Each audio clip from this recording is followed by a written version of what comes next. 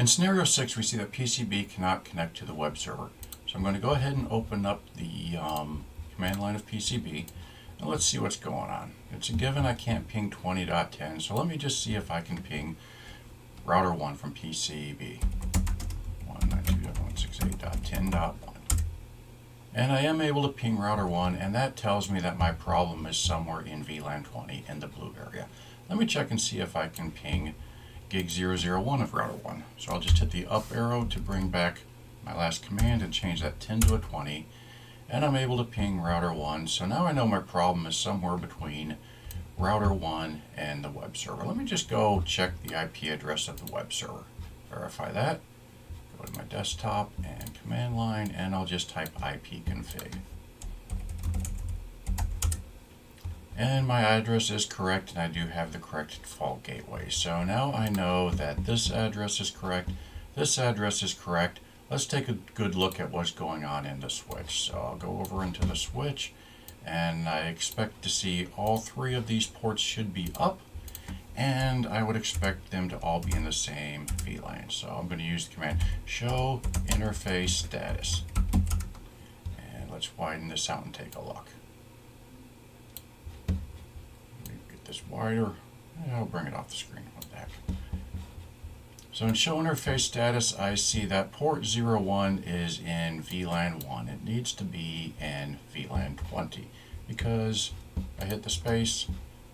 I see that gig 01 is in VLAN 20, and fast Ethernet 1 is in 010 1, and 02 is in VLAN 20. So to correct this, I need to put fast Ethernet 01 in VLAN 20. In scenario 7, I see that PCB cannot connect to the web server. So the first thing I'm going to do is I just want to ping R1 and make sure PCB can get to R1. So I'm going to type ping 192.168.10.1. And I can indeed ping R1, so that tells me my problem is somewhere in the yellow area. Let me just ping 192.168.20.1.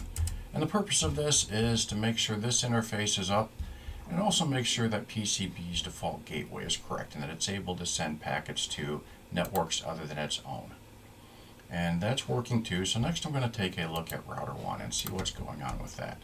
And in router 1, I've already put the command in here, show CDP neighbors, and I see that router 1 is connected to switch 1, but it's not connected to switch 2.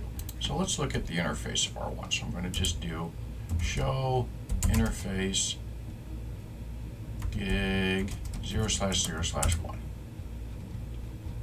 And I do indeed see that I have the correct IP address, but look here, gigabit 001 is administratively down. So I need to enable that interface to correct this problem. In scenario 8, I see that PCA cannot ping PCC. So that right away tells me my problem is somewhere in the blue area. Either PCA is misconfigured, PCC is misconfigured, or we have a connection problem with the switch, or possibly we have ports in the switch that are not in the proper VLAN. So let me just start at my switch this time, and I just want to confirm and verify that everything is in the proper VLAN.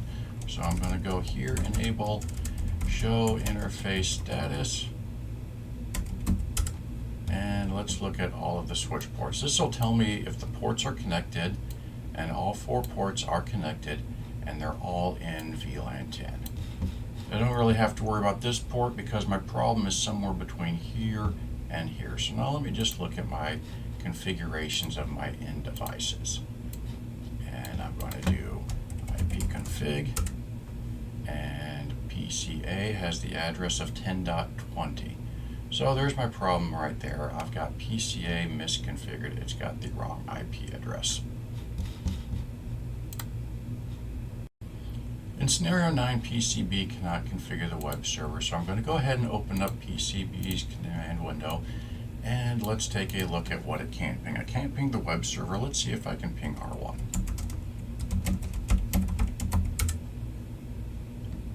And it's taken a second. I'm going to just hit fast forward and speed through that and bring it back up, and I did indeed ping R1.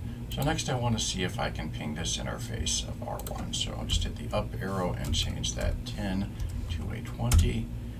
and 10.1 is telling me that it's unable to send packets to 20.1. So we got something going on in this router. So let's take a look at the router. And in this time, I'm going to go and do enable show IP interface brief. And if I look here, I can see that gigabit 001 is administratively down. So I have to enable that interface for this to work. In scenario 10, we see that PCA cannot connect to the web server, so I'm going to start up PCA and go into its command prompt, and let's see what it can ping. So once again, I'm going to ping 192.168.10.1 and try to isolate this problem.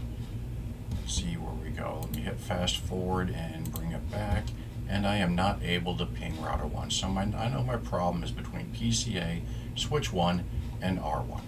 So let's just go to the switch and let me confirm that all of my switch ports are indeed connected, and we want to make sure that they're all in the same VLAN. So I'm going to type show interface status, and it looks right here that port 01 is connected, but it's in the wrong VLAN.